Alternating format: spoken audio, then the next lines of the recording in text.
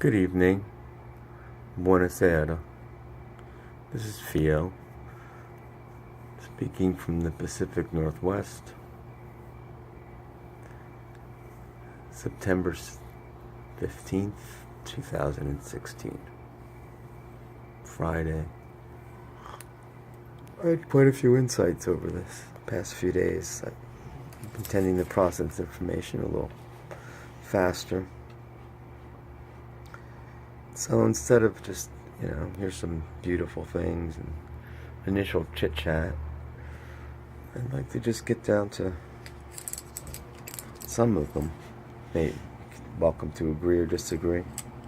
These are just my observations, and maybe those of others, possibly philosophers or scientists, theologians, physicists, whoever. People with more degrees than me. Now, I think one of the things that I'd like to talk about or ask, why are there so many dysfunctional families? Why are so many people unhappy? Why are so many people angry? Why are so many tragic stories across the U.S. and the West of what's going on with people? Well, and I'm talking from my own personal experience.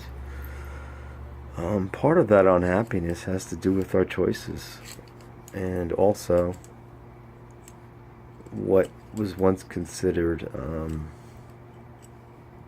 a morality. I had once lost my morality, and people say, well, your morality isn't mine. I respect that. You can continue in your reality and your morality, and we'll see how that works out. If it doesn't, then you've learned just like I had, because I probably tried that path. So here's a lot of mistakes that I've made that have just been lifetime bloopers, and there's no time machine. I would like to kind of get to know somebody from the bottom up, right? This culture taught me how to sexualize everything, especially women. So everybody, from as far as back as I can remember, look at this, look at her butt, look at her, we were reducing women to their body parts. So that taught us to get to know someone from the bottom up instead of from the neck down. Now, this is the way it used to be done. You'd court somebody, maybe for a year, maybe two. And probably most you would have done is kissed.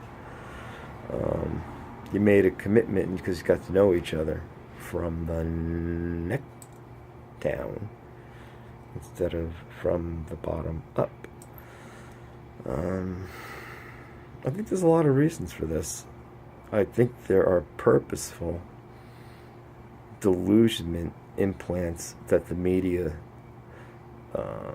gives us this lie of soulmates and a perfect love and happy endings, but that's not always the case, and relationships like that take work, and they're coming from a writer's imagination to entertain us. But I think there's also been a gentle manipulation, and it's gotten, over the years, the bar has come lower and lower until we're having commercials on television for erectile dysfunction tablets. How do you explain that to your 10-year-old daughter? Daddy, what's an erectile dysfunction disorder? This is during the news. Maybe she's watching it with you, or maybe one of the shows that you're watching. We have no respect of our own bodies. We have no respect of other people's bodies.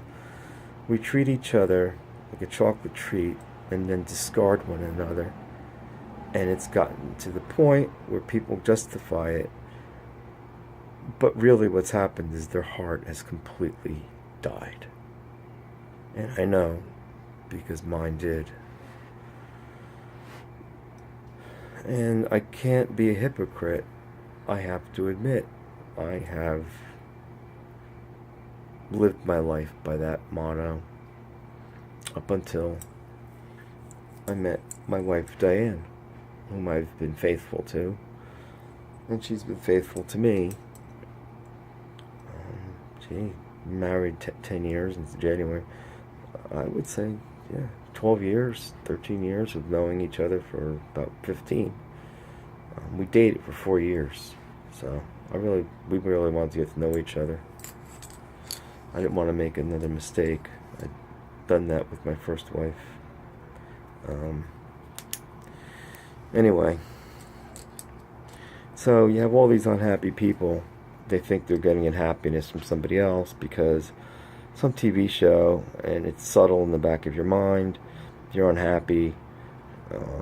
And so I'm not saying, this is why we pick the wrong mates, because we have sex with them first. You don't know them. You meet somebody, you date them, I don't know, a week or two.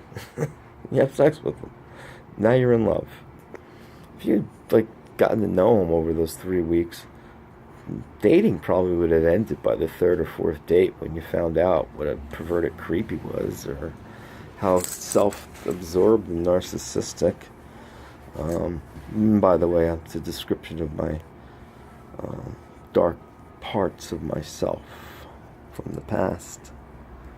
And I do apologize to every woman that I did that to. Seriously. I hurt a lot of people. A lot of women are hurt by me. And I feel really bad. Really bad. So, don't listen to the media. Don't believe the bullshit stories that people tell. The self-justifications and what have you. We've created our own unhappiness. We've created dysfunctional families because there's been now about 3 generations going on post-World War II, where we went from a culture of non-divorce, which we portrayed 50s women as being slaves and rather dullards because they weren't seeking to become lawyers. So, as time progressed, and I believe that women are the equal of any man. In fact, some better. But I think the women hold the key to men's hearts. And when men they get taught that it's okay to be this way, which is what is taught now, even to kids as young as 8 or 9 or 10, get to know somebody first, even before you become friends with them. You don't know what they're like. And I'm not saying don't make friends with them. You can be friends with them. Just realize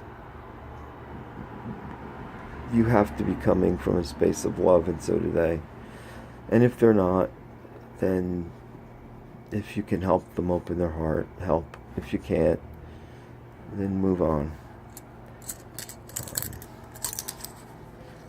I love everybody. In the background there's Homecoming. I don't know if you hear that. Good night.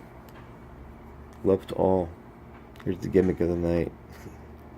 A magic pen that writes all the answers. Just ask it a question. Come on, I'm a magic pen. What would you like to know? Fooled ya, just regular pen.